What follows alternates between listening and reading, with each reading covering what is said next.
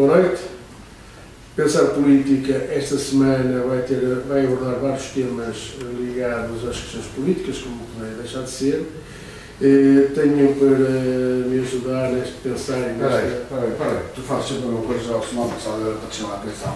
Põe aqui o microfone, tu começas a falar para as pessoas, porque é que pões o microfone daquele lado, tu vais falar para este lado para o centro. Depois eu ali não tenho noção e tudo depende de digas-te. E acabas a dar-me um pico, percebes? Pá, não pode ser, mas depois assim tu vais falar para este senhor, porque é que pões o microfone daquele lado? Falta de ouvido, não é verdade. É muito sensível. Opa, vamos lá outra vez, podes arrancar. Podes? Boa noite.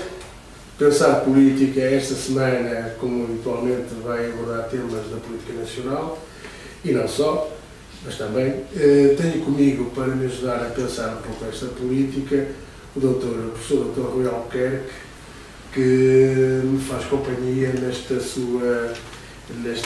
análises políticas, porque acima de tudo é alguém que pensa política ao contrário de mim e de outros. Ou tem uma forma diferente de pensar política, tem outra dimensão que na política, porque é um estudioso das questões da política. E de facto hoje temos para discutir a questão do aumento do PIB, que teve de facto nos últimos 17 anos foi o primeiro grande aumento, um crescimento já com alguma dimensão, aliás acima da própria Europa, da média europeia, que foi na ordem de 2,4, enquanto em Portugal foi 2,7, contraria um pouco aquela história que se vinha dizendo que Portugal não iria crescer e não iria acompanhar o ritmo de crescimento da Europa com as políticas da geringonça. O que se tem verificado é que a geringonça tem-se mantido alerta, embora haja quem diga que a geringonça tem batido palmas, mas as políticas que têm sido perseguidas são um bocado políticas não diria de austeridade, mas algumas políticas que ainda, com resquícios de políticas de direita, nomeadamente, embora se tenha ido à recuperação de rendimentos, mas as questões dos investimentos estão aquém daquilo que poderia ser desenvolvido. Porque se está a gastar numa coisa, que o dinheiro não é elástico, se pode dar para outras. O que é que pensas disto? Joaquim, para já, boa tarde, obrigado pelo convite que me fizeste, mais uma vez. É bom para estar aqui contigo, para conversar sobre política. Temos, de facto, algumas perspectivas que não são iguais, pelo menos não são exatamente iguais. São diferentes. É diferente, é bom. Às vezes os resultados são o mesmo, não é? Porque o resultado é o mesmo, mas se pensarmos da mesma maneira, não viveríamos certamente em democracia, viveríamos uma coisa qualquer. A minha opinião é esta. É evidente que este crescimento que nós tivemos do PIB é magnífico, e eu acho que o governo atual está de parabéns, porque de certa forma, como tu disseste, vamos lá, eu acho que eu não chamaria a isto propriamente uma política de austeridade. Houve ali uma fase muito difícil a seguir a 2011, com a intervenção da Troika, em que nós temos um governo que durante 3 anos cumpriu um programa com mais ou menos coisa daquilo. Não sei se foi, sabes que essas coisas são dinâmicas, ou seja, quando se começa, traça-se um plano e depois à medida que se vai avançando, e nós lembramos que a Troika vinha cá de 3 em 3 meses, cada vez exigia mais coisas, houve situações muito difíceis. A minha opinião sincera é que se fosse o Partido Socialista a estar naquela posição, não teria feito muito diferente, não teria feito substancialmente diferente daquilo que havia o PEC 4 que era ligeiramente diferente, mais ou menos. Acredito que sim, mas eu não sei se seria suficiente. Ninguém sabe. Em vez de entrar naquela história alternativa. Eu pessoalmente acho que Passos Coelho teve a irresponsabilidade.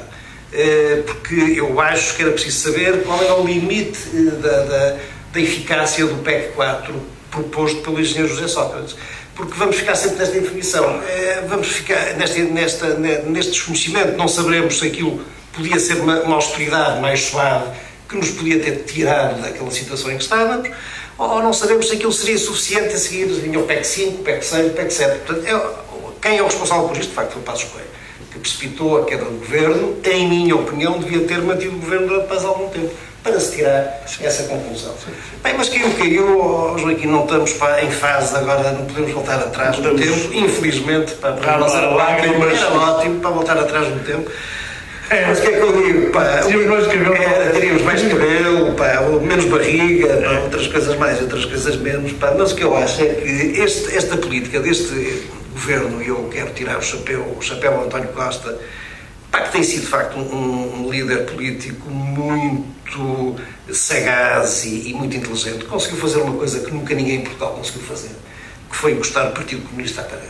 Porque o Partido Comunista está numa situação em que se rompe, vai ser responsável por fazer cair um governo de esquerda e até com a possibilidade até de entregar o governo à direita. Se não rompe, vai estar sempre, digamos, a ter que aceitar políticas que não são as suas. E nós agora passamos aqui pela cidade e em todas as esquinas temos, pá, cartazes outdoors, pá, que eu acho-lhes, pá, imensa graça, outdoors Partido Comunista, com o Partido Comunista propôs uma medida qualquer. E depois, à direita, o Partido Socialista recusou. Parece que estão na oposição. De facto, eu nunca tinha visto isto e o mérito é do António Costa. Posto isto, políticas do governo, pá, essencialmente não se pode esquecer de uma coisa, Joaquim, nós somos um país da União Europeia e muitas das políticas de qualquer governo português que está na União Europeia e mais do que na União Europeia estamos no euro, pá, são políticas determinadas para o estrangeiro e por isso é preciso cumpri-las. Por isso, se calhar, o que aconteceu na Grécia. Por isso, se calhar, terá alguma relevância o Centeno na... Claro, o Centeno é um homem inteligente, é um homem que pensava, como tu disseste há pouco, à direita. Pá, se tu fores ler a tese de doutoramento e os trabalhos académicos dele, pá, é, por exemplo, uma pessoa que não acredita no salário mínimo nacional, tem isso escrito na tese de doutoramento, considera o salário mínimo nacional uma coisa que desincentiva o investimento, que é perigoso para o trabalho. Agora, é um homem flexível. Pá, eu acho que nestas coisas, Joaquim, pá, nós não podemos... É evidente que nós temos sempre uma referência utópica daquilo que seria para nós o mundo ideal. Que nós sabemos, pá, que não acontece, não vivemos no país. Utopias, não é? Utopias, mas devemos pensar nelas, porque nos faz bem, pá, e porque nós, à medida que vamos fazendo coisas que para atingir aquilo que sabemos que é inalcançável, vamos fazendo coisas que se calhar são boas. Mas depois é preciso ter jogo de cintura. E, de facto, quer o António Costa, quer o Mário Centeno tem tido um excelente jogo de cintura. O país... E também, ao fim e ao cabo, o próprio PCP e o Bloco de Esquerda. O Bloco de Esquerda o Bloco de Esquerda e o PCP com perspectivas diferentes, como tu sabes. Claro. O Bloco de Esquerda, porque foi a oportunidade de ouro que teve para chegar à área de poder. Porque nunca lá, o Bloco de Esquerda tinha um poder muito limitado, tinha um bom grupo parlamentar, mas não tinha poder autárquico e nunca tinha pensado chegar... Eram pensadores, mas não eram executores. Não eram executores. O Partido Comunista tem um poder autárquico muito grande que está em risco de perder por causa deste compromisso do governo. E perdeu substancialmente, perdeu 10 câmaras, acho eu. Sim, sim. Portanto, o Partido Comunista está numa situação muito difícil, porque era quem tinha a perder alguma coisa. O Bloco de Esquerda não tinha nada para perder. O que é que o Bloco tinha? Tinha Salvaterra de Magos, uma coisa qualquer. Portanto, agora o Partido Comunista tinha uma reserva autárquica que nestas últimas eleições levou uma enorme chamada. Posto isto, Joaquim, as políticas deste governo, eu até comparo um bocado este governo ao primeiro governo do Lula no Brasil, que teve um enorme mérito, eu digo isto aos meus amigos brasileiros, do PSDB, eles não gostam de ouvir, mas é verdade, que foi não alterar as políticas que vinham de trás. E não alterar as políticas, muitas vezes é mais difícil do que fazer políticas novas. Porque o Lula vinha do sindicalismo, era um homem identificado muito à esquerda e manteve políticas concretamente em relação à moeda e ao real, que foram políticas de grande estabilidade e que permitiram durante 4 anos o Brasil continuar a crescer. Eu acho que este governo está a fazer na União Europeia uma coisa que é respeitar os compromissos europeus. Eu acho que a lição da Grécia foi fundamental. Aquela entrada, vamos acontecer, e depois se mete a viola no saco e volta tudo para trás e o Ministro das Finanças é corrido a pontapé, foi o que lhe aconteceu, não é? Agora, coitada, na Praia de Mota com a mulher dele, para dizer que vai fazer um novo partido, talvez, mas essa lição foi... Sim, porque há aqui uma coisa que nós, e tu disseste bem, quer dizer, sintetizaste um bocado bem esta questão, é que nós podemos ser muito de esquerda, mas quem manda na política é a União Europeia. É evidente. E quem manda... Joaquim, antigamente quais eram os símbolos? É uma coisa interessante que é esta. Durante toda a Idade Média, na Europa toda, os senhorios e os senhores feudais cunhavam moeda. Portanto, havia a moeda do rei, havia a moeda do duque, não sei de quê. Então, em Portugal isso nunca aconteceu. Nós somos uma nação antiga, somos um Estado antigo, desde 1143, enfim, que somos um Estado independente. O privilégio de cunhagem moeda foi sempre do rei. Quem é que faz hoje a moeda que nós usamos em Portugal? É feita ao homem. Pode ser feito em Portugal, mas sem a autorização do Portugal. É o primeiro símbolo da soberania. É a emissão da moeda. Nós já não temos isso. Se calhar é bom, se calhar é mau. Eu, pessoalmente, sou um europeísta fanático. Eu acho que nós, sempre que temos muita soberania, temos cá por isto. Eu acho que o país sempre que é um país... Portugal sempre que é um país muito soberano. Nós fazemos as neiras e, portanto, se calhar, sermos um bocadinho refriados num processo de integração, de solidariedade europeia, só nos faz bem. Porque, estranhamente, eu vejo, por acaso, estranhamente, vejo o Partido Comunista a falar na necessidade de regressarmos ao escudo. Porque isso dar-nos-ia a soberania que nos falta pela falta de... E como é que se faz isso? O problema não é por aí. Eu vou por outra questão mais central, que é da desvalorização continuada do escudo, que era a única maneira que nós tínhamos. Quer dizer, que quem ficava a perder era sempre os mesmos.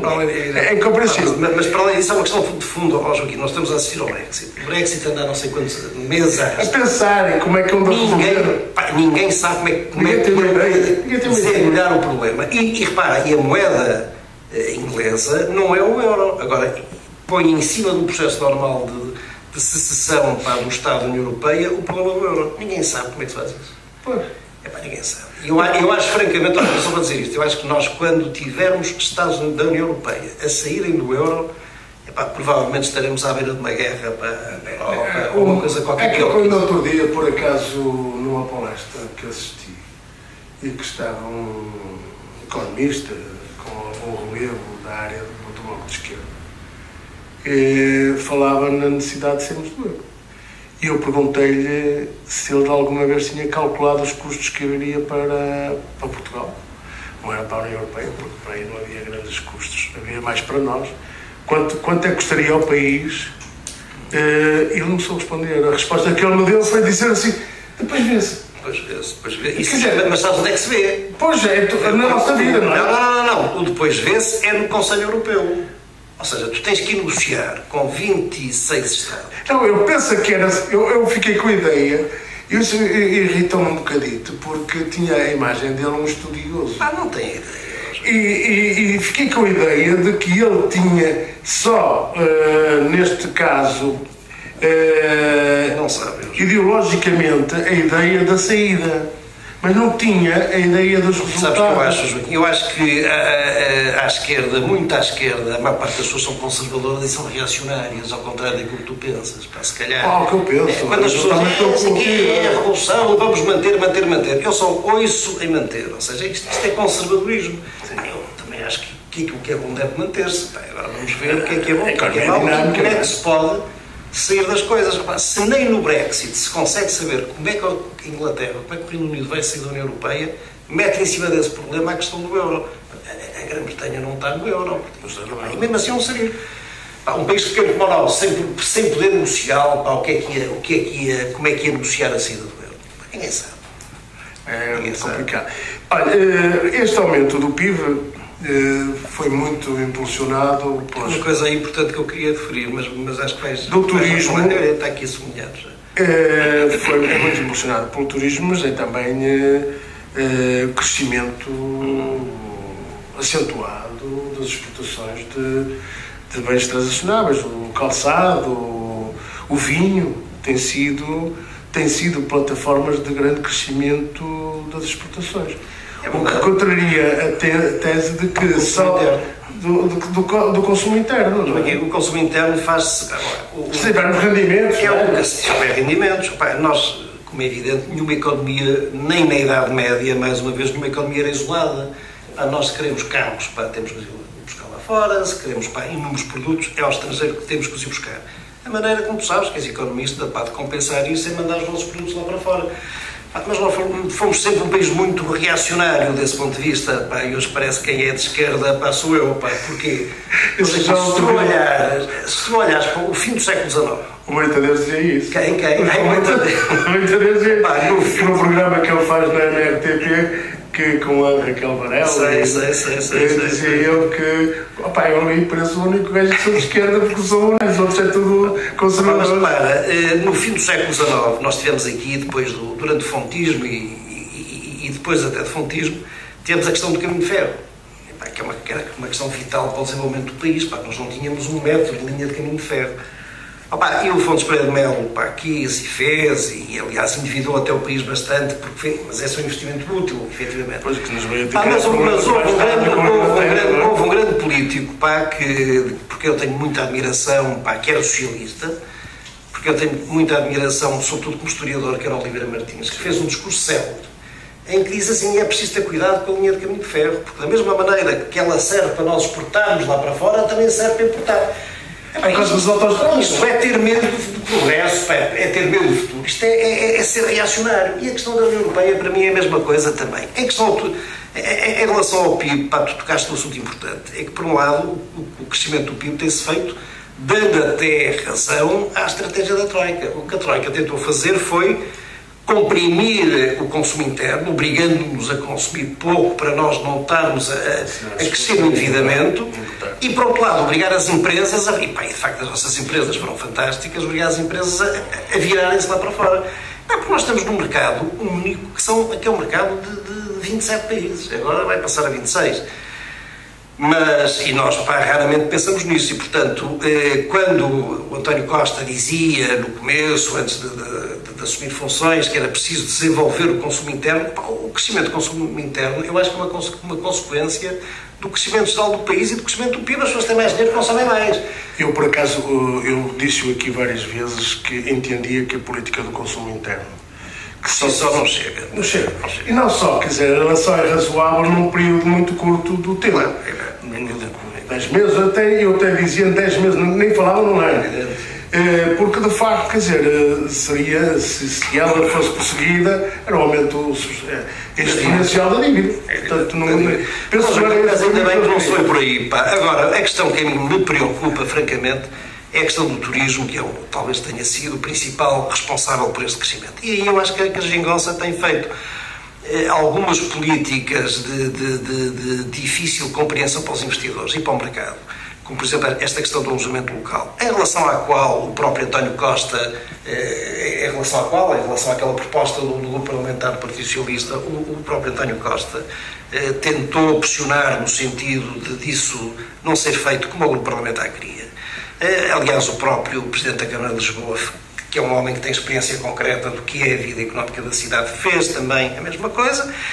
Eu acho que a Geringonça aí tem que dar sinais claros do que é que quer, porque as pessoas não podem estar a investir numa coisa que tem uma legislação aplicável, tem regras, quer dizer, aquilo não é uma coisa selvagem, tem regras, e depois a meio do investimento muda tudo e vai tudo à falência. Aí é que a intervenção do Estado, e eu sou liberal, tem que ser muito cautelosa, ou seja, o Estado tem que dar estabilidade às pessoas, tem que dar estabilidade aos investidores e cuidado com o turismo, Joaquim. Há cerca de 50 mil imóveis no alojamento local. Pois, tem sido, aliás, um fator de grande desenvolvimento. Recuperação das cidades. Recuperação das cidades. As pessoas dizem, o Porto está a ficar sem turistas. Ainda bem, quer dizer, nós andávamos a pedir que viessem os turistas, não é? E nós antigamente íamos à Baixa do Porto, ali na rua 31 de Janeiro, por exemplo, há 20 anos vivia uma família. Pois. Quer dizer, porque as pessoas não tinham condições, os proprietários não tinham condições para recuperar aquilo, e portanto as coisas estavam a cair. Nós tínhamos uma cidade lindíssima, como agora estamos a ver, que estava a cair. O problema era a falta de... Eu uma vez assisti na Câmara Municipal do Porto, quando o Rui Moreira apresentou o programa para as Ilhas do Porto e a Baixa do Porto. E apareceu um cidadão, um residente, um habitante na cidade do Porto, que dizia: está muito bonito, só que eu trabalho. No meu apartamento há 2 apartamentos dedicados a turismo, a alojamento local. Eles vêm passar férias. Eles entram às 3 da manhã, às vezes são um bocadinho tocados, com muito barulho. Eu às 7 horas tenho que me levantar. Quer dizer, Eu sempre vivi em apartamentos, eu não gosto de Mas, mas quer dizer, o meu apartamento onde tu vives, quer dizer, vive em famílias que também no dia seguinte. Quantas vezes foram entrar em casa às 3 da manhã? Mas tens um cuidado enorme porque no dia seguinte as pessoas... Quem é que eu disse? Claro, tenho o pessoal a chatear a cabeça, mas se eu for proprietário do imóvel de alojamento local e se isso acontecer, tenho as dúvidas que os outros condóminos ou inquilinos vão aparecer a queixar-se. O tipo tem que ter cuidado com isso. Eu acho que, enfim, nós às vezes estragamos aquilo que eu não digo. Eu não digo que não seja necessário, por exemplo, agora estabelecer regras sobre algum zoneamento do turismo local, e tudo isso é possível. Agora, o que eu acho péssimo é nós começamos uma atividade que está a dar bom resultado em diversíssimos aspectos. Sim. Que está regulamentada, porque eu volto a dizer, a atividade está a ser um fator de desenvolvimento. A atividade era selvagem antigamente, porque antigamente tinha alojamento local, só que não estava registado, ninguém a tradição do aluguer dos quartos aos estudantes. Isso era mais ou menos esta coisa do alojamento, só que ninguém se registava, ninguém pagava impostos, ninguém ia às finanças. Mas há uma plataforma que... não havia segurança, não havia segurança. Agora, isto está tudo regulamentado. Olha, a Câmara do Porto agora vai passar a cobrar por cada diária de alojamento local 3 euros. É dinheiro. É muito dinheiro. É muito dinheiro, aqui. Mas é dinheiro para a Câmara do Porto, que a Câmara certamente vai fazer reverter, espero eu, em bom investimento público. Mas são 3 euros por dia. É todo dinheiro. 3 euros por dia. Eu vi isso outro dia, uma notícia, não sei. Cuidado com a galinha dos ovos de ouro. Cuidado. Lisboa cobra €1, eu lembro-me do que se disse na altura, quando Lisboa... 3 euros por dia. Quis se tu alugares um quarto, tens que pagar 3 euros por dia. E hoje em dia tu não tens maneira de fugir à realidade do negócio, porque tu estás registado no Airbnb, o Airbnb é quem recebe os clientes, fatura tudo o que recebe. Também tem um problema sério, que é o problema da faturação, porque eles faturam só a comissão. Não, isso é que era doce. Eu tenho um alojamento local no Airbnb. Faturam tudo. E bem. Estavam a faturar. Não. Só a comissão. Joaquim, faturam tudo. Faturam tudo. E bem. São eles que cobram e também. São eles que cobram, depois entregam ao proprietário, tiram a comissão deles e a faturação é integral. Tu tens que ter o número do teu apartamento, o número que te é dado na Câmara Municipal, tem que estar no site. Portanto, é tudo mais do que controlado. Portanto, ou seja, as pessoas ouvem falar nesta coisa do alojamento local e pensam que isto é uma atividade selvagem, que cada um faz o que quer. Não é assim. Isso é selvagem, não é assim. Mas isso é em torno da vida, não é? É preciso resolver a questão, efetivamente, para quem nos prédios onde há queixas e reclamações, isso tem que ser resolvido.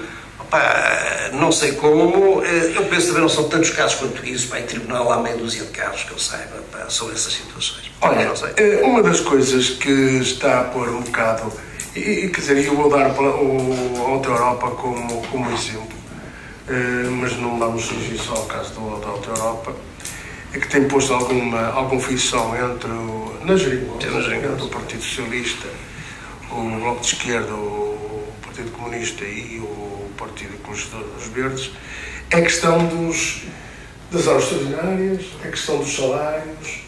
Há um conjunto de matérias que estão aqui a envolver esta questão, esta relação das empresas com os trabalhadores.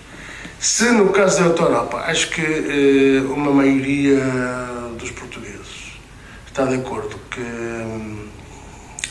os trabalhadores devem ter um bocado mais de cuidado e mais respeito pelos outros, porque não é só a Auto Europa que está em jogo, mas são todos os fornecedores da Auto Europa, todo o conjunto de trabalhadores que envolve a Auto Europa.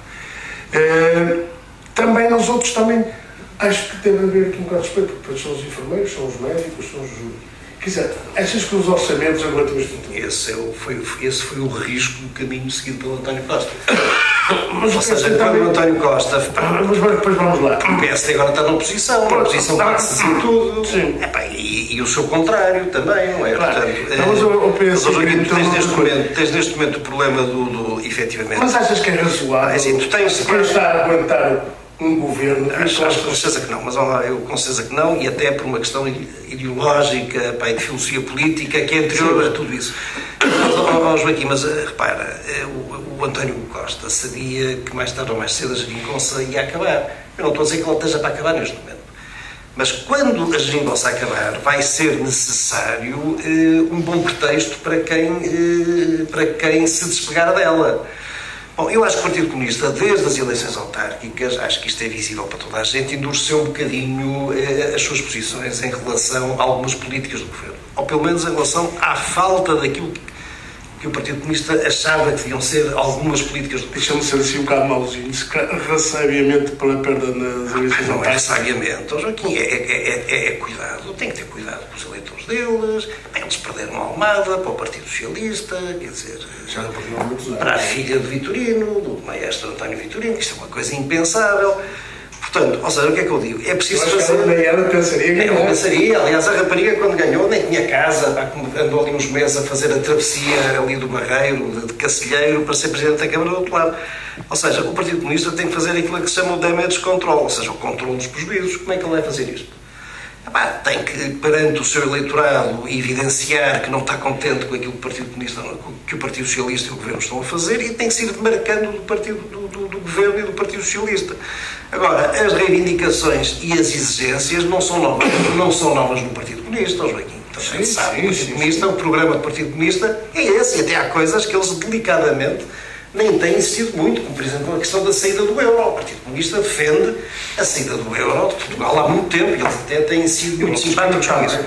Mas o Bloco de Esquerda, eu acho que é aquilo que se chama a esquerda caviar. O Bloco de Esquerda não tem uma disciplina. Eu outro dia não percebi muito bem o que é que o Lossadi queria dizer quando, numa entrevista que deu, não recordo, acho que no Diário de Notícias, dizendo que caminhamos paulatinamente para um desastre económico, para uma nova intervenção da TRAC. Temos que lhe perguntar. Não sei também. Há quem defenda essas teorias. Eu pessoalmente acho que não. Eu acho que nós, enquanto estivemos na União Europeia, também aprendeu a lição. Somos um pequeno país, não somos nem a Itália, nem somos sequer a Espanha, somos um pequeno país, e é sempre complicado fazer, quer dizer, eu acho que Portugal, num prazo de 10, 15 anos, não aguentava um segundo período de intervenção como aquele que nós tivemos 3 anos. Todos os dias havia más notícias. Eu acho que isto era impensável para aguentar-se isto. Agora, há muitas formas da Troika intervir, e a Troika continua cá dentro, ninguém tem dúvidas disso. As instituições da União Europeia... Nós estamos todos contentes com a senhora do Fundo Monetário Internacional. Ela aparece cá, vê como é que estão as coisas e tal, está bem, mas é evidente, depois lá por dentro dizer, façam mais isto, façam mais aquilo, não é óbvio. Depois cá para fora, como nós estamos num período de algum otimismo, isso também é bom. Como é evidente, nós estamos de facto melhor, se bem que evidentemente continuamos com muita pobreza e sobretudo aquilo que me preocupa muito mais não é sequer a questão do trabalho precário, porque eu acho que tudo na vida é precário, Joaquim. Eu vivi a própria vida. Eu vivi num país que foi o Brasil durante 6 anos, como tu sabes, que foi governado por um sindicalista durante 8 anos, onde, para espanto meu, porque eu imaginava que isto não era possível, não há processos disciplinares, não há justa causa de despedimento, a relação contratual é absolutamente livre. Quer um trabalhador se pode despedir no dia a seguir a ser contratado, quer o patrão pode despedir o trabalhador, mas se o fizer sem justa causa, que não é demonstrada em processo disciplinar, é depois demonstrada em tribunal, se for caso disso, tem encargos sociais muito mais elevados para com o trabalhador. Paga-lhe vários meses de segurança social, paga-lhe uma indemnização, ou seja, responsabiliza e bem muito mais o empregador se ele contrata uma pessoa que no fim de contas depois vai se ver livre dela ao fim de algum tempo. Mas não há isso. E eu, por acaso, no Brasil e em São Paulo, onde vivi, apreciei o facto das pessoas, quando são, como eles lá dizem, demitidas, é sempre chato, mas não é um trauma existencial, como infelizmente aqui em Portugal muitas vezes é. Nós aqui há pessoas coitadas, eu compreendo esse drama e de que maneira, perdem o emprego e, por exemplo, uma pessoa em Portugal, aos 50 anos que perde o emprego, tem um problema da vida muito sério. Mas para dizer só... Enfim, desculpa, estamos aqui... do passado. Nós temos uma sociedade muito pobre, Joaquim. Cerca de 3 ou 4 milhões de pessoas em Portugal estão empregadas, mas ganham salários de 700, 800 euros. Isto não é bom. Ou menos. Portanto, nós temos de ter um país, efetivamente, com mais ambição. Sabes porque eu dou sempre este exemplo. Uma das coisas que mais me chocou numa visita que fiz aos Estados Unidos foi ver pessoas, trabalhadores, com a carreira da sua própria família ao longo dos Estados, que eram para se localizarem nos sítios onde tinham melhores condições. Não havia emprego. Se por um lado... Isso é característico de um país muito grande. Claro. Mas também cá tens isso. Sabes que é pequeno. Sim, quer dizer, não, eu sei, quer dizer, tem um amigo meu vizinho, trabalhava aqui na Maia, e quer dizer, a empresa dele fechou, são 200 km, tal. E levou a família toda. O problema não é esse, depois é o desenraizamento da própria família. E se calhar isto não será isto a base daquelas cenas de violência que se está nas escolas. Eu acho que isso é mais loucura do que outra coisa qualquer. Sim, mas a falta da ligação das pessoas. E cada caso há de ser um caso. Sabe lá o que é isso? Mas repara, mas isso é característico de um país muito grande. Eu vi no Brasil, que é um país enorme. E isso, há pessoas que... E depois é engraçado que há o contrário. Eu uma vez conheci uma pessoa que vivia a 50 e tal quilómetros da cidade de São Paulo, uma pessoa com formação superior, e nunca tinha ido à cidade de São Paulo. Nunca tinha tido curiosidade lá de ver aquilo. Uma pessoa, um homem com 50 e tal anos de idade. Agora, o que é característico dos grandes países é esse desenraizamento. Destrói um bocadinho a estrutura familiar. E nós ainda temos essa estrutura familiar. Nós somos um país pequeno. Que é depois do passado, mas antigas, há 40, 50 anos, nós tivemos ciclos de imigração gigantescos. Uma família ia para Paris. E vinha cá uma vez por ano. O núcleo mantinha-se. Mas vinha cá uma vez por ano. Com uma peça desligada, que era o pai. Era a mesma coisa, ia lá para fora, ia ganhar. Ficavam cá a mulher e os filhos. Às vezes ficavam, outras vezes iam também. Mas vinham cá uma vez por ano. Por ano, era? Vinham no Natal quando podiam vir. Não, em agosto. Em agosto. Era o agosto. É verdade, nas praias. A gente ouvia toda a gente a falar francês. Todo mundo a falar francês. As festas. Portanto, não é para nós um fenómeno assim tão distante como isso. Nós é que desde que entramos na União Europeia, em 86, é que começámos a ter uma qualidade de vida de facto muito melhor que aquela que tínhamos e que conseguimos manter durante, ainda hoje, apesar de tudo. Eu acho que mantemos. Ultimamente tem havido uma pressão enorme sobre o Serviço Nacional de Saúde para aumentar para a contratualização de novos enfermeiros, de novos médicos, pessoal auxiliar, quer dizer, e aumento de salários. Achas que o Serviço Nacional, a sustentabilidade do Serviço Nacional de Saúde não poderá estar em causa se tudo isto vier a ser... Mais uma vez, um efeito perverso. Ou não será que o Partido Socialista, ou o Governo em si, não é o Partido Socialista, é o Governo, não agirá em conformidade com as necessidades que o país tem? Parece que é aquilo que está a acontecer, e, portanto, a não contratualização, por exemplo, os 700 especialistas poderá estar nessa linha, ter consciência de que não se pode dar tudo a todos. Não é? Isso é evidente. O problema é sempre este, quer dizer, sempre que alguém é contratado, alguém vai ter que lhe pagar o salário. E depois é preciso fazer contas. Agora, o que eu digo é isto. Esse nível de exigência, um bocado na área médica, no Serviço Nacional de Saúde, é relativamente constante e é horizontal aos governos todos. Isso acontece praticamente com todos os governos. Portanto, com este também não é novidade. Agora, este governo criou, no início, nos últimos tempos, já não é assim, um bocadinho a ideia de que ia fazer completamente diferente daquilo que tinha sido feito anteriormente e que ia dar, de facto, tudo a toda a gente. Portanto, agora, como é evidente, não se pode fazer isso, como não se podem fazer muitas outras coisas, não se podem, se calhar, manter os CTT na mão do Estado, se calhar o próprio negócio que o António Costa fez na TAP, manteve nas aparências a estatização da TAP, mas aquilo efetivamente é uma empresa praticamente privada. Não se pode manter, se calhar, os balcões todos, a caixas de depósitos, e, portanto, essas políticas impopulares têm que ser tomadas, não é? E é preciso ter coragem para elas, seja um governo de esquerda, seja um governo de direita. Eu fico satisfeito, não fico satisfeito minimamente que as pessoas tenham, obviamente, coisas que as prejudiquem, mas fico satisfeito com o governo de esquerda que sabe que é preciso racionalizar os recursos. Porque de facto Joaquim, mesmo na altura em que nós fazíamos dinheiro, há bocado disseste, a hipótese do escudo era boa porque nós podíamos eventualmente aumentar a nossa bancária. Está bem, mas isso também é pago com a inflação. Sim. As coisas custam, passam a custar bem. Claro, mas as pessoas esquecem esses pormenores. Mas são pormenores muito antigos. E muito bem estudados. Antigamente fazia-se a chamada quebra da moeda. Os reis na Idade Média mandavam vir a massa monetária à corte, fundiam aquilo tudo, davam um recibo à pessoa que lá tinha posto 1000 moedas. E depois a pessoa levava 1000 moedas à mesma. Só que levava 1000 moedas com metade da gramagem. Claro. E portanto aquilo que era pesado nas feiras, depois aquilo tinha, em vez de pagar com uma moeda, tinha de pagar com duas. Olha, agora há um novo ciclo que a Europa parece-me que está a querer assumir, que para fazer um bocado de concorrência com os Estados Unidos da América, e falo daquilo que alguns designam como a nova revolução, como a futura revolução da inteligência artificial e com o advento da inteligência artificial. Portugal tem na sua base, aliás, e isso está a ser provado e comprovado com os investimentos que têm sido feitos ou que estão programados para Portugal, nomeadamente da Google, da Amazon, para as áreas tecnológicas. Portugal não se deverá preparar, ou estar-se-á a preparar, tu que estás no meio académico, não estar-se-á a preparar. Eu, pelo menos, ouvi hoje alguma, por causa da revolução que foi agora, revolução entre aspas, que foi agora falada no ensino superior relativamente ao Politécnico.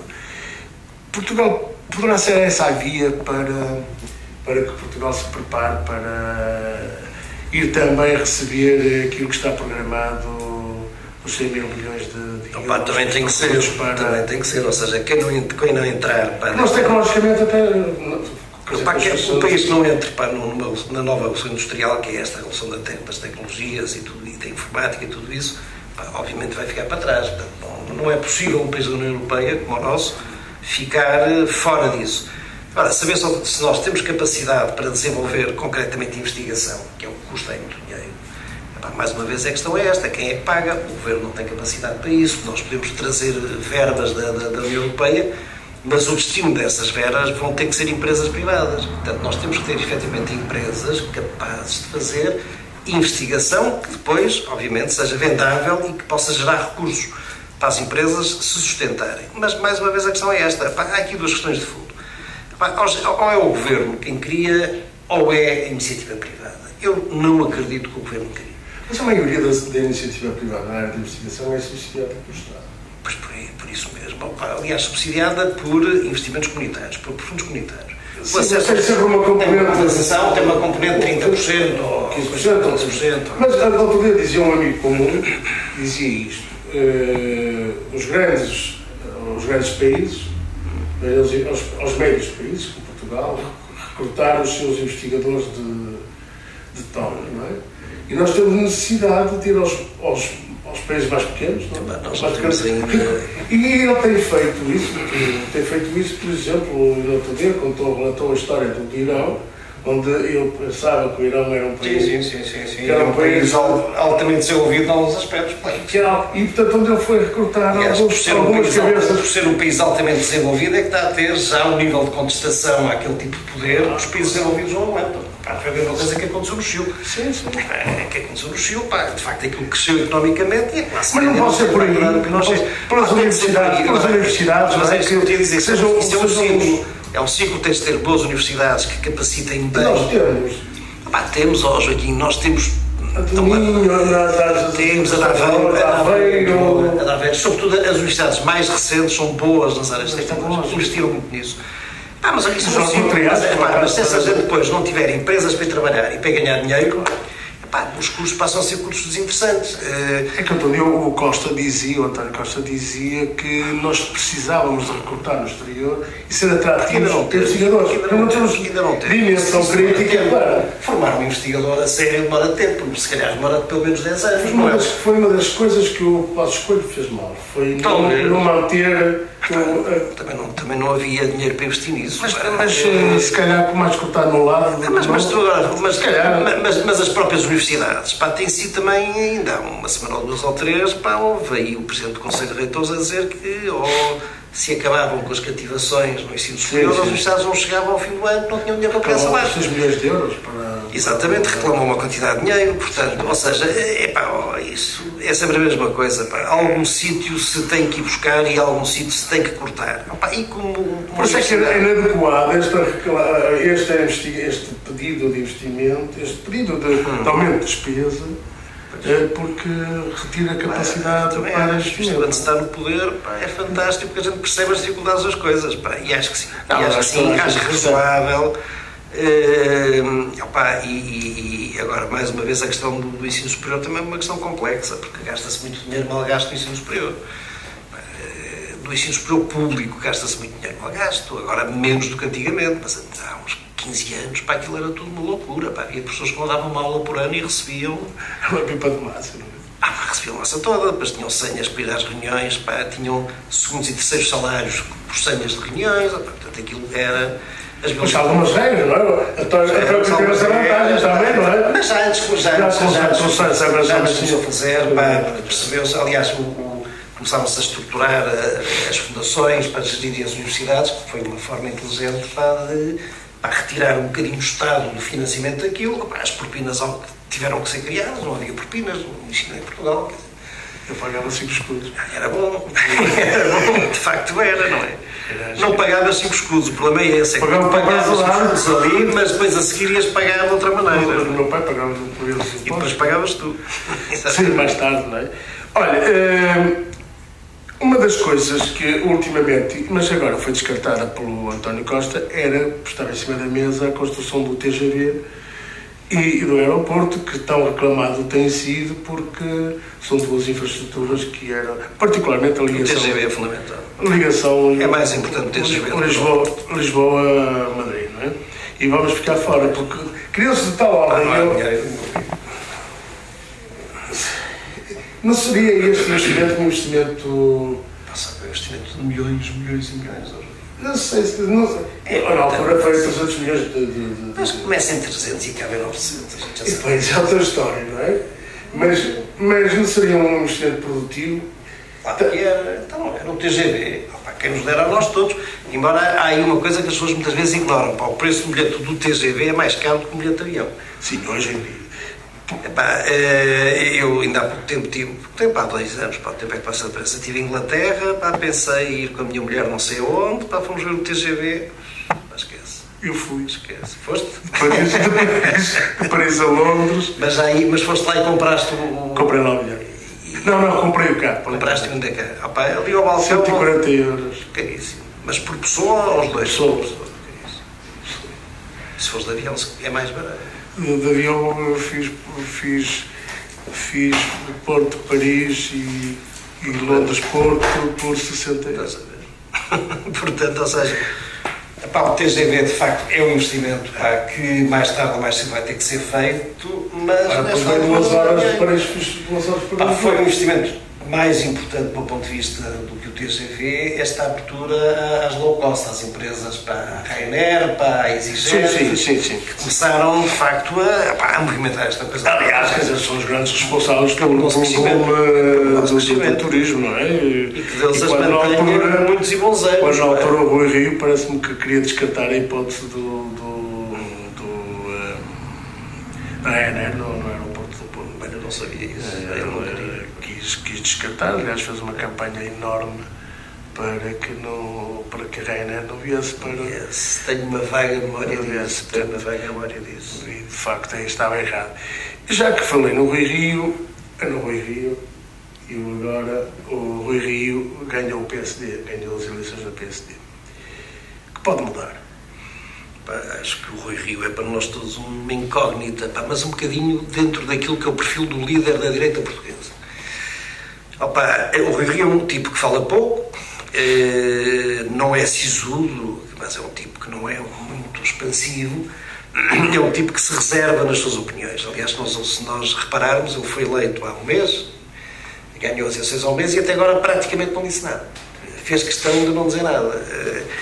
O que é que pode mudar? Portanto, ninguém sabe que referências é que nós temos do Rui Rio. Temos a referência de que é um bom gestor de dinheiro. Na Câmara do Porto, pelo menos, parece que equilibrou as contas e deixou, digamos, a Câmara bem dotada financeiramente. Isso numa altura em que nós estamos a necessitar de contar todos os cêntimos é um aspecto importante. Agora, se me perguntarem qual é a visão que o Rui Rio tem para o país, eu não sei, porque eu acho que ele nunca disse isso a ninguém. De maneira, o que é que pode sair dali? Há uma coisa que eu lhe dou a crédito, que é aquilo que eu estava a dizer há pouco. A direita em Portugal gosta de líderes sisudos, gosta de um pai de família, austero, autoritário, fomos sempre assim. O Salazar foi assim, o Cavaco foi assim, e sempre que a direita tem um líder que não tem este perfil, não dura muito tempo. O Passos Coelho começou até com ar sorridente, mas no fim, ele até se queixava, dizia, e tal, não sei o quê. Teve uns desgostos da vida, não é? Sim, evidente, a vida também não lhe correu bem, sobre vários pontos de vista. Mas, independentemente disso, o perfil do líder português da direita era aquilo que o Essa de Queiroz, no Conde de Abranhos, dizia, descrevia o conselheiro Gama Torres, que era um homem sisudo, raramente abria a boca. Isto é que é sinónimo de inteligência.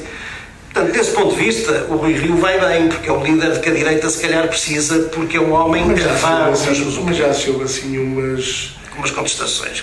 Aquele gajo de Lisboa, o Joaquim José. Sim, o Carlos Amorim, o Carlos Amorim, mas o Carlos Amorim, como nós sabemos, ia ser demitido, porque... Não, é extrema-direita. Não é nada de extrema-direita, eu conheço bem. O Carlos Amorim é um homem da política, é um homem de partido, e é um tipo que... Isto não compreendo. Foi um dos homens que levou o Rui Rio ao poder na Câmara do Porto. Não sei se eles já na altura tiveram ali as suas coisas e acabaram... Já é uma série antiga. É um portista, isso aí é bom. Eu conheço, se calhar, por isso, o conflito. Anos, o conflito, não é? É um homem inteligente. É um homem académico. Mas a ideia que eu tenho dele é que é um homem. Como é que. Um tipo de extrema-direita é um tipo, em primeiro lugar, que não preza a liberdade. Eu não sei se ele preza, não é? Eu acho que preza. Um tipo que não preza a liberdade. Eu não conheço tão bem quanto tu. Essa é a primeira característica do homem, quer de extrema-direita, quer de extrema-esquerda. São contra a liberdade que se traduz em coisas concretas. As pessoas tomarem decisões sobre as suas vidas, poderem ter vidas autónomas, tudo isso. E isso hoje em dia é difícil de nós encontrarmos. Ao longo dos últimos anos, ao longo de sempre, e particularmente quando o Partido Socialista está no poder, aquilo que estás a chamar à direita, mas o PSD, que eu não considero, embora o Passos Coelho tenha levado muito para o campo da direita, mas acho que o PSD não é um partido de direita, é um partido de centro-direita, reclama reformas. Que reformas é que pode o Rui Rio hoje apresentar ao país como uma alternativa ao poder? Mais uma vez, eu não sei se o Rio tem ou não tem interesse em ser muito diferente daquilo que o Partido Socialista está a fazer. Mas a que tipo de reforma? Mais uma vez, eu insisto nisto. Nós vivemos na União Europeia e, portanto, qualquer reforma tem sempre umas baitas que são estreitas. Agora, o que é habitual em qualquer país europeu e nos Estados Unidos da América, em qualquer democracia consolidada, é tu ter sempre dois grandes partidos que representam dois tipos de projetos ligeiramente diferentes. Um que representa a ideia de que o desenvolvimento do país se deve fazer essencialmente através do apoio do Estado, deve ser o Estado o dinamizador, ou um dos dinamizadores principais do crescimento do país, e habitualmente estes são os partidos trabalhistas, socialistas, social-democratas. E depois tens os partidos conservadores e liberais conservadores à direita que entendem que o Estado deve reduzir a sua função de intervenção social e que deve ser privilegiado para a iniciativa privada. São políticas diferentes, repara, Joaquim, a esquerda investe mais na educação, a direita investe mais vês agora o Trump, de quem tu não gostavas e penso que vocês a não gostar, se bem que tu anunciaste quase o apocalipse para ele ter sido eleito. E ele tem tido uma resistência, tem tido uma resistência que tu não encontrarias certamente no governo da senhora Clinton se ela tivesse sido eleita. O que ele tem vindo a resistir, tu estás a fazer o esta questão do não sou trampista porque ainda não fiz uma esta resistência que o gajo faz à investigação, ao processo da Rússia. É o processo da Rússia, Joaquim. É claro, não é? Há uma questão aí, Joaquim, que eu acho estranhíssimo é assim, pá, nós ou somos democratas ou nós. Sim, a minha pergunta é esta: como é que tu achas que um povo se pode deixar manietar? Isso aqui houve uma intervenção da Rússia nas eleições americanas. Por os mortos a votar, por exemplo. Por os mortos a votar. Por exemplo. Isso era antigamente Salazar aqui.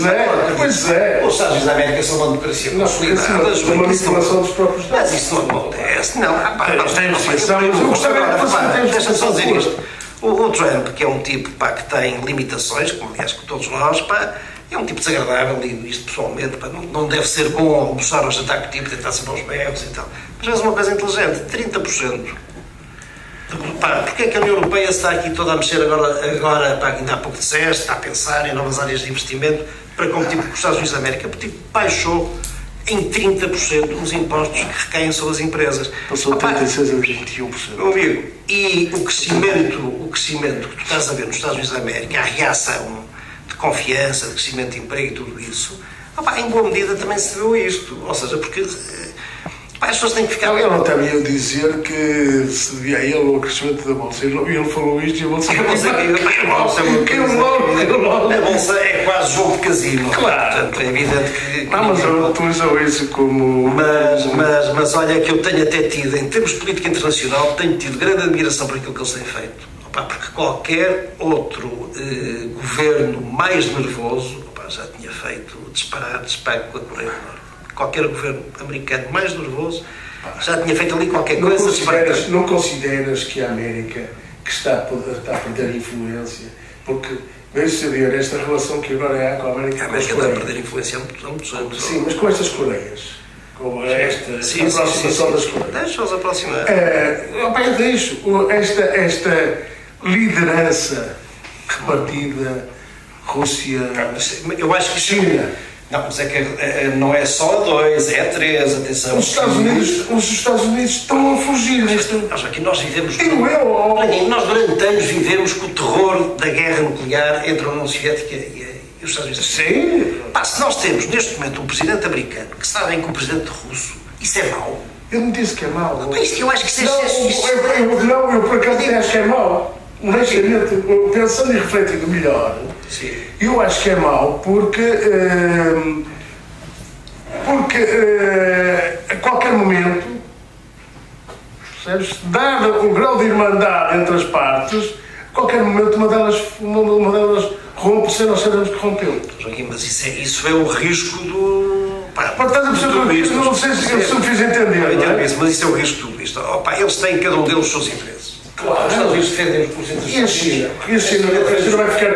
A China vai ficar quietinha no meio disto? Eu desde criança, eu digo sempre, quando veio falar na China, eu era amigo aqui de uma família do Porto, tinha uma grande biblioteca, eu lembro, era garotito, e tinha lá um livro enorme, assim deste tamanho, que dizia que o título era Quando a China Despertar.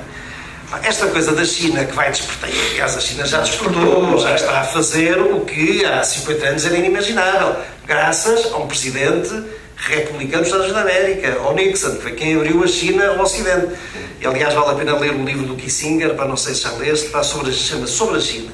Conta os episódios da iniciativa americana para conseguir falar, conseguir que alguém desse o recado ao Mao Tse-tung de que o presidente americano queria falar com ele, sobre um tipo ir às lágrimas.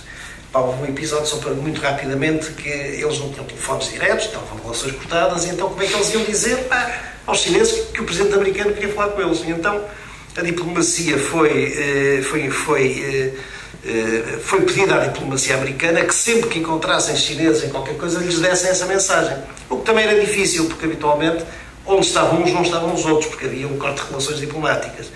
Então, uma vez, numa cimeira qualquer, estavam chineses e estavam americanos.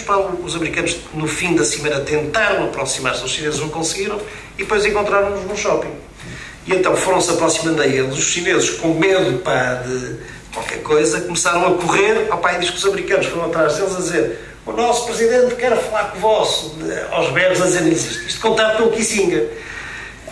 E o que é facto é que, passado umas semanas, receberam um contacto diplomático da parte do governo chinês a dizer que admitiam essa possibilidade. Portanto, é uma história engraçada. Mas, enfim, para não amassar muito, eu acho o seguinte: em termos, a geopolítica é sempre uma coisa muito imprevisível. Agora, os Estados Unidos da América estão a perder influência há muito tempo. O que também não é mau, porque nós temos um sistema unipolar em termos mundiais, de uma única superpotência, também não é bom. O ideal é aquilo que eu acho que está a acontecer por enquanto. Tens uma grande superpotência, que são os Estados da América, e depois tens grandes potências regionais. Tens a China, tens a Rússia, que foi sempre uma grande potência. Agora, saber a partir de quando é que isso cresce... Serão regionais? A partir de quando é que isso cresce para serem potências para universais? Os grandes problemas que temos do Iraque, do Irã, do próprio Iraque, da Síria, são questões que eu acho que o Sr. Trump não... O Trump chegou lá um ano. Esses problemas já existiam há muito tempo. Claro, mas ele, em vez de encontrar ali uma plataforma mais dinâmica e menos agressiva, veio pela parte da... O Trump é um vendedor de automóveis. Portanto, é assim. Como é que tu dizes? Uma postura mais agressiva, como qualquer vendedor de automóveis, começa por pedir 1 bilhão e depois acaba em 500 mil. Ele não disse que ia arrasar a Coreia do Norte, ele disse que ia cinza sobre cinza e que ia fazer... Na semana passada já estava a dizer que se calhar até era boa ideia o presidente coreano... Aliás, a diplomacia americana já várias vezes disse que está receptiva para falar com a diplomacia norte-coreana. Portanto, isto só se consegue... E o norte-coreano não se pôs de lado. Não se pôs de lado. Isto só se consegue com um presidente que seja um negociante de tapetes, que é aquilo que ele é. Se calhar não é bom. Estamos a chegar ao fim desta conversa. Um dia deste eu vou trazer o Rui Albuquerque para falarmos um bocado sobre o século XIX. Porque ele é um expert na área do século XIX, nomeadamente nas questões políticas que abrangeram todo o século XIX e que, infelizmente, eu só há muito pouco tempo é que me dei conta da riqueza que o século XIX tem em termos políticos. E, portanto, agora iria dedicar os poucos minutos que nos restam para falar um pouco sobre Gondomar. Poucos minutos que nos restam, salvo seja. Que nos restam do programa, é evidente. E, portanto, eu ia começar por um ponto negativo, que eu penso que nós temos que... Gondomar o município de Gondomar tem que olhar para ele, porque iniciou uma obra no período pré-eleitoral, com toda a força e toda a pujança.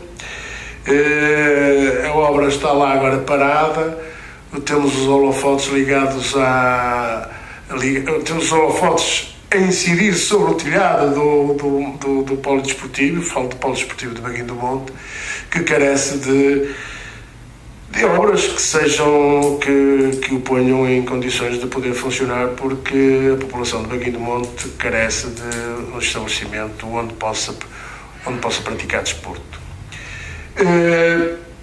Segundo ponto, agora já num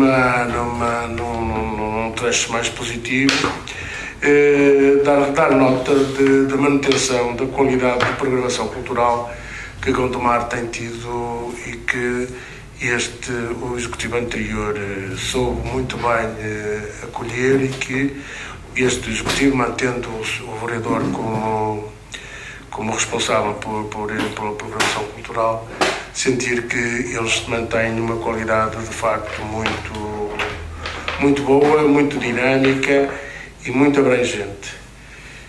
Por último, falar e congratular-me e dar os parabéns ao município de Gondomar, ao executivo da Câmara Municipal de Gondomar, por ter sabido rapidamente reagir à homenagem ao Ricardinho, porque o Ricardinho, sendo um gondomarense, foi sempre alguém que vestiu a camisola de Gondomar.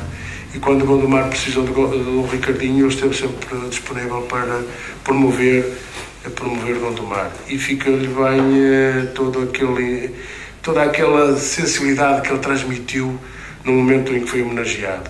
E, portanto, os meus parabéns à Câmara Municipal de Gondomar por ter sido célere na homenagem ao Ricardinho, e porque ele tinha acabado de ser homenageado pelo Sr. Presidente da República, ele e a Seleção Nacional, e portanto era toda a Seleção Nacional de futsal de parabéns, e a Câmara Municipal de Gondomar foi capaz de saber ocupar o seu espaço e soube dar, portanto, fazer a homenagem a um gondomarense, que nem sempre tem acontecido. Felizmente esta Câmara, este município tem tido essa capacidade. Por agora é tudo. Agradeço-te, Rui, pela tua disponibilidade e que, de facto, iremos continuar estas nossas conversas com outros falar do século XIX, acho que é o século XVI está fantástico, muito rico. Muito obrigado pelo convite e pela esta hora agradável que aqui tivemos. Muito obrigado.